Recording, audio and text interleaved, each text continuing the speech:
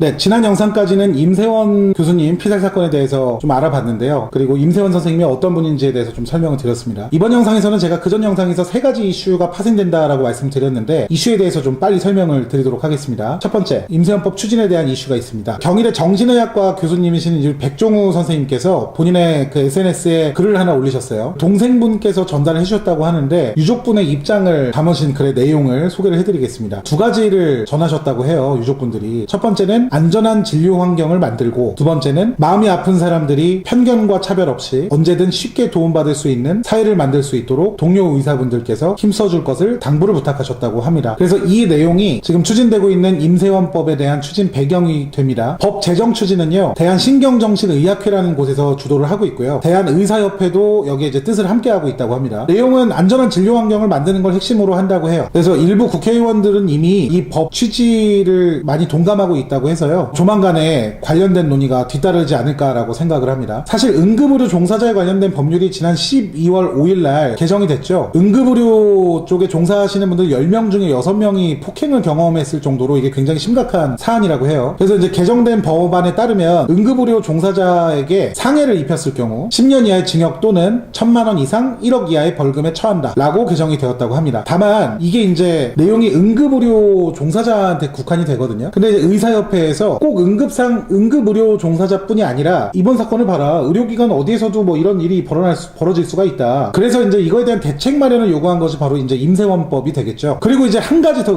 의사협회에서 당부를 하는데, 보도자료를 통해서 당부를 한 걸로 보여져요. 바로 이제 TV 프로그램에서 의사와 환자 사이의 그런 폭행 사건을 좀 희화한 부분들, 이런 것들은 방영을 좀 자제해야 된다라고 얘기를 하면서 이런 얘기를 합니다. JTBC 드라마 스카이캐슬이라는 지금 이제 시청률 꽤 높은 드라마로 알고 있는데, 요거를 예시로 든 거죠. 근데 요 내용은 제가 잠시 뒤에 조금 스카이캐슬 이슈는 다시 다루도록 하겠고요. 의사협회에서 또 이제 경계를 하기는 해요. 이제 모든 임세원법 추진 배경이나 뭐 임세원법이 만들어지는 과정에서 정신질환에 대한 뭐 섣부른 오해와 편견을 부추길 것은 경계한다. 그래서 현재의 이슈들이 불특정 다수의 정신질환자들에게 화살로 돌아가는 것을 원치 않는다, 뭐 이런 식으로 좀 선을 그었어요. 근데 뭐가 어떻게 됐든 이번 일을 계기로 우리 의사분들의 또 안전한 진료 환경에 대해서 인식 개선이나 제도적인 장치가 마련되는 것은 옳은 일이 아닌가라는 생각이 좀 듭니다. 자, 그래서 아까 좀 전에 말씀드린 이제 스카이캐슬 이슈에 대해서 한번 설명을 해볼게요. 이게 이제 스카이캐슬 자체가 문제가 되는 게 아니고요, 지난 8일날 방영분 중에 일부 장면을 가지고 얘기를 한 거더라고요. 극 중에서 의료사고 피해자가 병원을 찾아와서 의사를 이제 칼로 위협하는 장면이 있어요. 근데 이 장면에 대해서 대한의사협회에서 입장문을 낸 거죠. 이 장면을 두고 의사와 환자 사이 갈등과 폭력을 흥미 위주로 각색하거나 희화화하는 방송 행태를 지적하지 않을 수 없다, 뭐 이렇게 명시되어 있습니다. 그러면서 이제 무슨 얘기를 하냐면, 이번 사건, 그러니까 이 임세원 선생님 피살 사건은 이 방송의 장면이 나간 지 얼마 안 돼서 생겨난 일이라, 피해자가 이 방송을 보고 100% 모방한 것까지는 아니더라도 시청자로 하여금 의료진에게 폭언 그리고 욕설을 하거나 진료 결과가 마음에 들지 않으면은 폭력을 써도 된다는 뭐 그런 식의 잘못된 인식을 심어줄 수 있다 라고 이제 비판을 하죠. 근데 사실 이 부분에 대해서는 지금 갑론을박이 있어요. 제 개인적으로는요, 지금 의사협회에서 주장하는 얘기들이 좀 논리에 맞지 않는다고 생각을 합니다. 첫 번째로 지금 수사에서 범행 동기가 밝혀지지도 않은 상황이고요. 그러니까 정확하게 밝혀진 게 없는데 그거를 예측해서 그것 때문에 이럴 것이다 라고 얘기하는 것 자체가 어폐인 거죠. 그리고 두 번째로 이게 드라마 전체 주제가 아니에요. 그러니까 드라마 전체에서 특정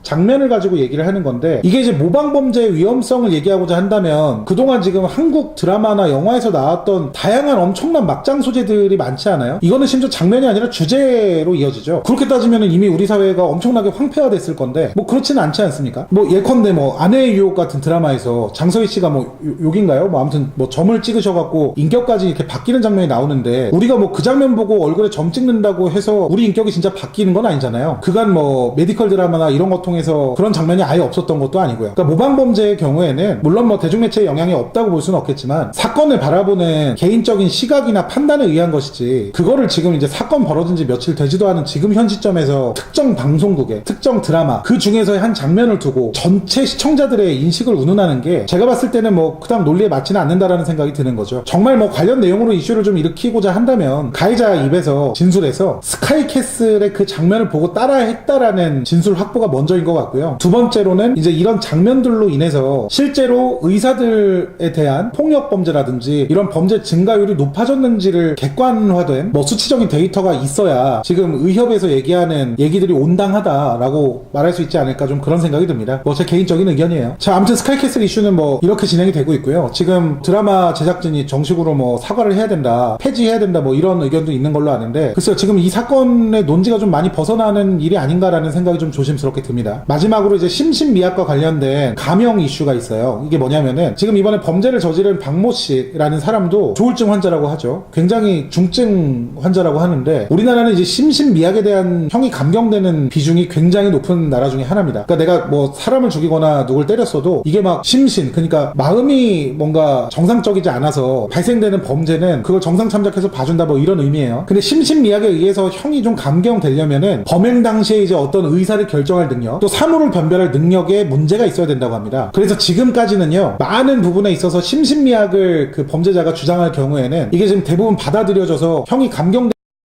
거의 대부분이었다고 해요. 이게 참 문제가 많죠. 악용할 수 있는 여지도 있고요. 최근에는 이제 강서구 PC방 살인사건 다들 아실 텐데, 이 경우에도 뭐 여러 가지 매체를 통해 굉장히 계획된 범죄로 보이잖아요. 그냥 일반 사람들이 보기에도. 근데 이 사건조차도 우발적인 범행이다, 살인자가 심신미약자라서 생겨난 뭐 범죄다, 이런 식으로 좀 몰아갈 것 같으니까 이제 그걸 우려하는 여론이 이미 일어나 있던 상태였던 거죠. 근데 뭐 다행히도 이 부분은 현재 그 돌아가는 상황을 봤을 때는 그 강서구 PC방 살인사건 용의자는 감형을 받기는 좀 어려울 것 같아요. 사회적인 여론도 있고요. 제가 욕은 잘 안 하는데 아주 개자식입니다. 잘 됐어요. 봐주면 안 돼요. 자, 근데 이제 관련된 내용도요, 법이 개정이 됐어요. 그러니까 올해 말에 굉장히 많은 법률이 개정이 됐는데, 현재까지는 이제 심신미약이 인정이 된다 그러면은 그냥 무조건 이거를 좀 감형 요인으로 가져갔어야 되는데, 이제 법이 바뀌면서 감경해야 한다에서 감경할 수 있다로 법이 바뀌었다고 합니다. 재판부에서 심신미약이 인정된다 하더라도 뭐 여러 가지 상황을 고려해서 이제는 그 감형을 하지 않을 수도 있게 된 거예요. 그러니까 판사의 재량에 맡기게 된 거죠. 판사가 판단할 수 있도록. 이번 그 임세원 교수님 피살 사건에서도 환자가 수년간 조울증 알았다고 하잖아요. 근데 지금 현장에서도 뭐 횡설수설을 했다고 하고, 경찰서 끌려가서도 지금 헛소리를 하고 있다라고 지금 알려져 있으니까, 사람들이 또 이런 심신미약을 주장하면서 억울한 죽음에 대한 벌을 제대로 받지 않을까봐 이제 그런 부분들에 대한 우려가 이런 이슈로 이어지는 게 아닌가 싶습니다. 네, 아무튼 오늘 좀 다소 무거운 마음으로 방송을 했는데, 시청해주신 분들 다시 한번 감사드리고요. 끝으로 우리 임세원 교수님 좋은 곳으로 가시길 다시 한번 고인의 명복을 빕니다. 오늘 방송 이만 마치도록 하겠습니다.